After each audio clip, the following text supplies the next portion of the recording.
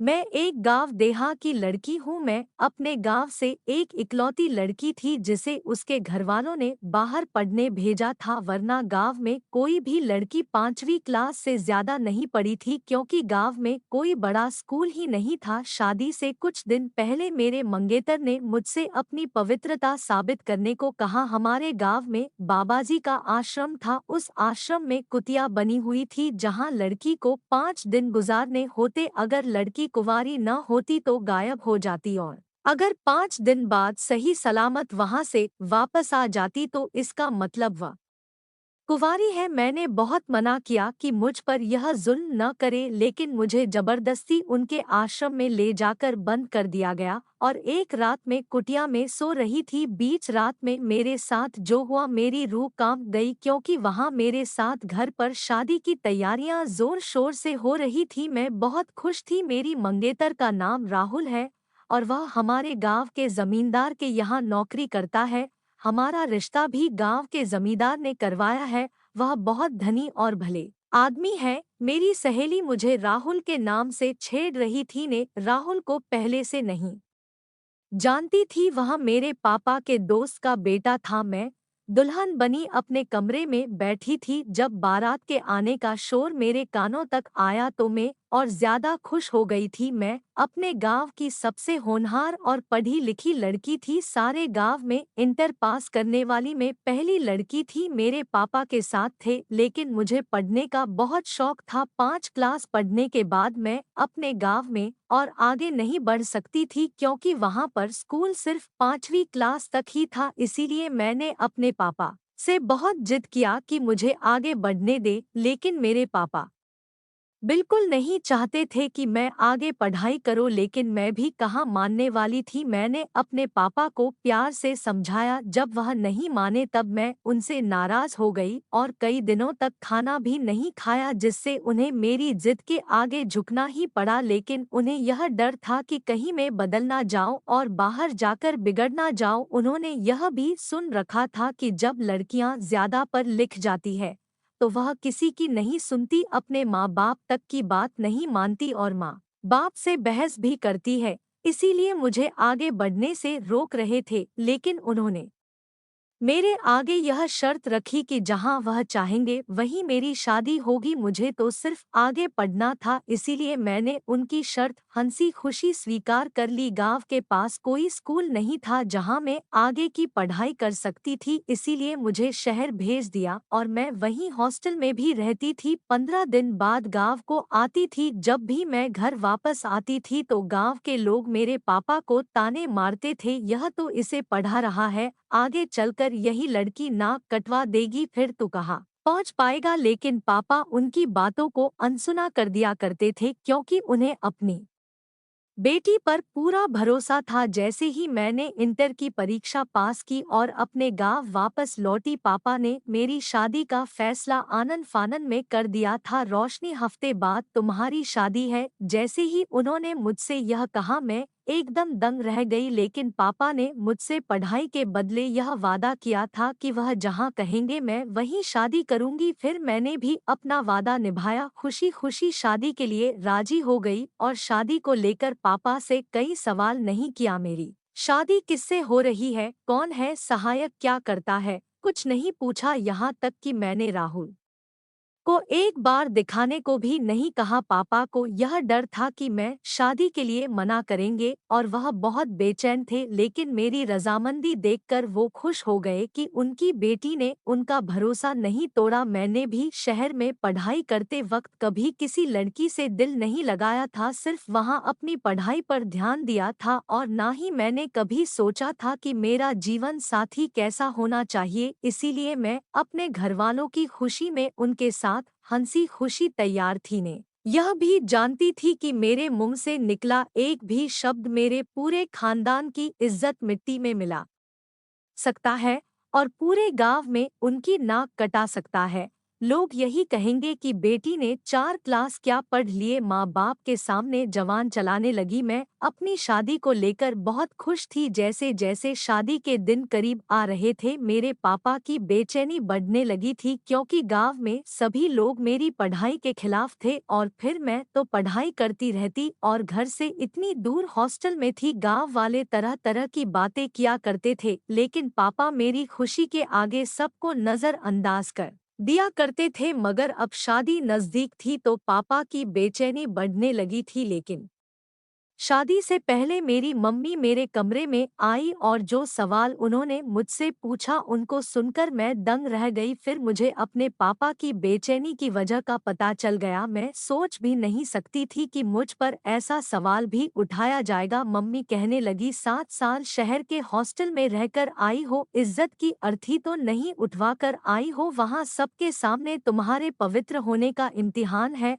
अगर कुछ भी गलत हुआ है तो तेरे पापा और मैं तो जीते जी मर जाएंगे। या कहकर मम्मी रोने लगी। मैंने अपने होश संभाला और कहा, मम्मी ऐसा कुछ भी नहीं है। मैं तो सबकी नजरों से बचकर रहती थी, कभी बुरी संगत का असर अपने ऊपर नहीं पड़ने दिया। मैंने ऐसा कुछ भी नहीं किया है कि आपकी इज्जत की अर्थी उठ जाए। लेकिन मेरी मम्मी मेरी बातों से संतुष्ट नहीं हुई, क्योंकि गांव के लोग उनसे मेरे चरित्र पर सवाल उठा रहे थे। फिर वह कहने लगे, राहुल कहता है कि शादी से पहले रोशनी को अपनी कुंवारी होने का सबूत मुझे देना होगा, तभी शादी होगी। यह सुनकर तो मैं हैरत में पड़ गई। बाहर पूरा खानदान और सारी बिरादरी बैठी थी। बारात आ चुकी थी और मेरा होने वाले पति कैसी बेतुकी बातें कर रहा था। भला कोई लड़की कैसे अपने कुंवारी होने का सबूत दे सकती है? मैंने कहा, मम्मी नए से इस वक्त इस बात का कैसे यकीन दिला सकती हूँ, ये तो बिल्कुल फिजूल सी बात है। वह कहने लगी, वह कहता है कि शहर के हॉस्टल में रहकर पढ़ने वाली लड़कियां चरित्रहीन होती है, इसीलिए मैं उससे शादी तब तक नहीं करूंगा जब तक वह अपनी पवित्र होने का सबूत मुझे ना दे। तब मैंने कहा कि भला मैं कैसे सबूतों? तब माँ ने कहा, राहुल कहता है कि अगर वह बाबा जी के आश्रम में बने पवित्र कमरे में 5 दिन गुजारे और 5 दिन बाद सही सलामत बाहर आ जाए, तभी मैं उससे शादी करूंगा। अगर वह बड़ किरदार हुई तो उस पवित्र कमरे से गायब हो जाएगी, शैतान उसे ले जाएगा, क्योंकि वह कमरा आश्रम में है और वहाँ पवित्र लोगों ने बहुत तपस्या की है। इसलिए जब भी किसी लड़की पर शक हो जाता तो उसे उसी कमरे में बंद कर देते थे और उस लड़की को 5 दिन गुजारने पड़ते थे। न पढ़ी लिखी थी, इसलिए यह आश्रम वाले कहानी मेरे समझ में नहीं आ रही थी। आखिर ऐसा कैसे हो सकता है कि एक बंद कमरा लड़की के किरदार का फैसला करे? हमारे गांव में जिस लड़की के किरदार पर शक होता उसे उस कमरे में बंद कर दिया जाता था। अगर 5 दिन बाद वह कमरे से बाहर आ जाती तो उसे पवित्र समझा जाता और अगर गायब हो जाती है तो उसे चरित्रहीन समझा जाता। यह कहा जाता है कि शैतान उसे अपने साथ ले गया। नए यह सोच रही थी कि आजकल के दौर में गांव के लोग किसी लड़की के चरित्रहीन और पवित्र होने का अंदाजा इस तरह की बेकार की बातों से कैसे लगा सकते थे। मैं भला क्यों किसी जंगल में बनी आश्रम की एक छोटे से कमरे में बंद हो जाती? वहां कैसे सारा दिन गुजार दी? मुझे बात बिल्कुल समझ नहीं आ रही थी, क्योंकि अपनी पवित्रता को तो मुझसे बेहतर कोई नहीं जान सकता था। मेरे मम्मी पापा और गांव वाले और पंचायती भी वहां मौजूद थे। मैंने कहा कि मुझे ऐसी कोई बात मंजूर नहीं। मेरी बात सुनकर मेरी होने वाली सास भड़क उठी, कहने लगी, इसका मतलब इस लड़की के दिल में चोर है, तभी या इस बात से मना कर रही है। अगर इसने बात नहीं मानी तो हम बारात वापस ले जाएंगे। मेरे पापा यह सुनकर लड़के वालों के सामने हाथ जोड़ने लगे कि बारात वापस ना लेकर जाएं। मेरी मम्मी मेरे पास आ गई, कहने लगी, तुम क्यों जिद कर रही हो? अगर तुम पवित्र हो तो उनकी बात क्यों नहीं मान जाती? मेरी मम्मी पापा बुरी तरह से रो रहे थे। मैंने अपनी होने वाली सास से कहा कि अगर आप लोगों को यकीन नहीं है तो किसी हॉस्पिटल ले जाकर मेरा मेडिकल चेकअप करवा ले, आपको यकीन आ जाएगा अब तो बहुत तरक्की हो चुकी है। डॉक्टर आपको सब कुछ सच सच बता देगा। भगवान के लिए इस बेबुनियाद की रस्म पर यकीन न करे और बेकसूर लड़कियों को ऐसे वीराने में कैद न किया जाए। मगर किसी ने भी मेरी एक न सुनी। पापा तो मेरे किसी बेजान लाश की तरह हो गए थे। मम्मी का भी रो रो कर बुरा हाल था, जैसे मैं सचमुच अपना मुंह काला करा कर आई हो। मुझ पर लोगों ने बहुत इल्जाम लगाए। गांव के लोग मेरे पापा से कहने लगे, तुझे समझाया था कि बेटी को बाहर पढ़ने मत भेज, अब अंजाम देख ले, लेकिन तुमने किसी की न सुनी। अब देख ले, अपनी इज्जत उछलते हुए ने अपने पापा के सामने बैठकर रोती रही, बिलखती रही कि पापा मैंने ऐसा कुछ नहीं किया है, आप मेरा चेकअप करवा कर देख लीजिए। मगर सब लोगों को तो बस उसी आश्रम पर यकीन था जिसके झूठे होने की कस्में खा सकती थी। भला मेरे बारे में मुझसे बेहतर और कोई कैसे जान सकता है। मेरा बार बार सबके सामने वहां जाने से मना करना मेरा चरित्रहीन होना साबित कर रहा था और मेरा वहां जाना ही सबको यकीन दिला सकता था। लेकिन ऐसे किसी आश्रम के कमरे में मैं अपने आप को 5 दिन के लिए बंद कर सकती थी, जहां कोई आता जाता भी नहीं था। लेकिन अपने माँ बाप के आंसू देखकर मैं भी बेबस हो गई। फिर मेरा फैसला करने पंचायत बैठी। पंचायत ने मेरे लिए यही फैसला किया कि मुझे जंगल में 5 दिन रहना पड़ेगा। पंचायत ने भी मेरी एक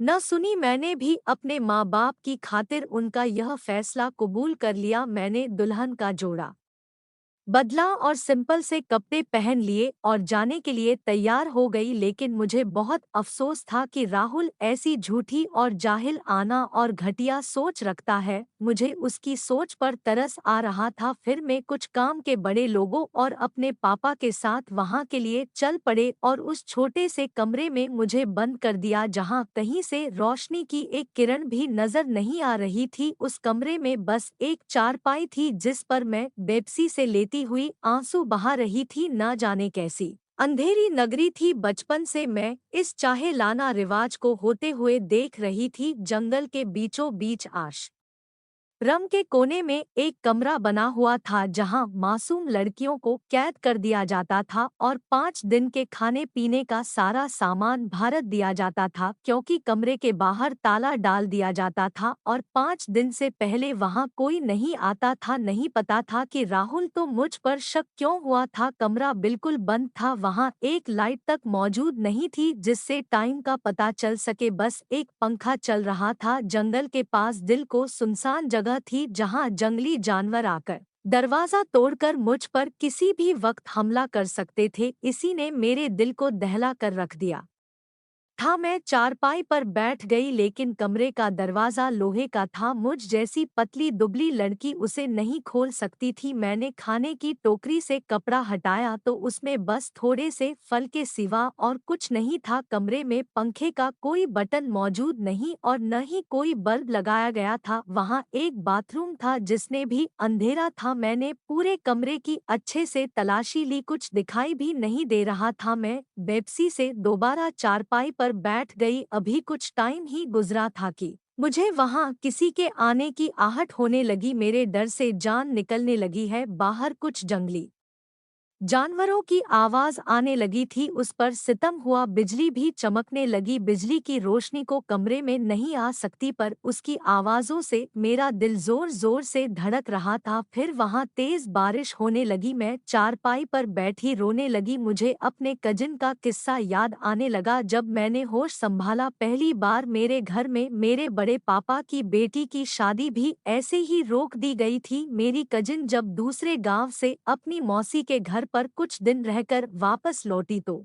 उसके मंगेतर ने भी यही बात कही थी कि उसे अपने कुंवारी होने का सबूत देना होगा। सबसे पहले तो मेरी कजिन पर बहुत जाम लगाए गए। उन पर दूसरे लड़के के साथ संबंध बनाने का इल्जाम लगाया गया। वह बेचारी रोती रही कि उसने ऐसा कुछ नहीं किया है, लेकिन किसी ने उसकी एक भी नहीं सुनी थी। सबको बस इस कमरे पर यकीन था। तभी यही कहते थे कि यह पवित्र आश्रम है, पवित्र औरतों के बारे में सच बता देता है। मुझे यह बात आज तक समझ नहीं आई थी, लेकिन मेरी कजिन को कमरे में बंद कर दिया गया और वहां से ताला लगा दिया गया था और 5 दिनों में उसकी कुंवारी होने का सबूत मिल जाएगा। वहाँ एक छोटा मंदिर था जहाँ कुछ कुछ बाबा ने तपस्या करनी थी। पूरे गांव में किसी ने भी उनको नहीं देखा था। सब कहते थे कि सुना है यहाँ एक बहुत बड़े बाबा रहा करते थे इस कुतिया में, और औरत के बाद में सच बता दिया करते थे। या आश्रम इस कुतिया के पास गांव के जमींदार नहीं बनवाया था। 5 दिन पूरे होने के बाद जब मेरी कजिन कमरे से बाहर निकली तो उसका रंग पीला पड़ चुका था। हालांकि वह बहुत खूबसूरत थी, कमजोरी की वजह से वे ठीक से चल भी नहीं पा रही थी। उसने अपने मुंह से एक शब्द भी नहीं बोला। फिर शादी की तारीख दी गई, मगर शादी से कुछ दिन पहले वह मर गई थी। मरते वक्त उनका चेहरा बिल्कुल नीला पड़ चुका था। पूरा गांव गहरा था कि इसने जहर खा लिया है। मैं उस वक्त सिर्फ 10 साल की थी। मुझे अपनी कजिन से बहुत ज्यादा लगाव था। उनके मरने पर मैं भी बहुत रोई थी। आज मेरे साथ वही सब दोहराया जा रहा था। यह सब सोचकर परेशान हो गई थी, लेकिन रोने से कोई फायदा नहीं है। मैं भगवान से प्रार्थना करने बैठ गई, शायद मेरी कुछ मदद हो जाती। मैं वॉशरूम में चली गई, अभी हाथ धो रही थी कि वॉशरूम के अंदर से खिड़की खुली। मुझे बड़ी हैरानी हुई जब कमरे में कोई खिड़की मौजूद ही नहीं थी, तो वॉशरूम में खिड़की कैसे हो सकती है। लेकिन जैसे मैंने उस खिड़की से बाहर आने वाले हाथ को देखा तो मेरी जान निकल गई। खिड़की पर एक मर्दाना हाथ देखकर मैं डर से पीली पड़ चुके थे। मैं जल्दी से बाहर निकल गई, दरवाजा बंद करके कुंडी लगा दी। फिर सोचने लगी कि यह क्या माजरा है। इस कमरे के आसपास तो कोई आता जाता नहीं, फिर जब कमरे में कोई खिड़की नहीं है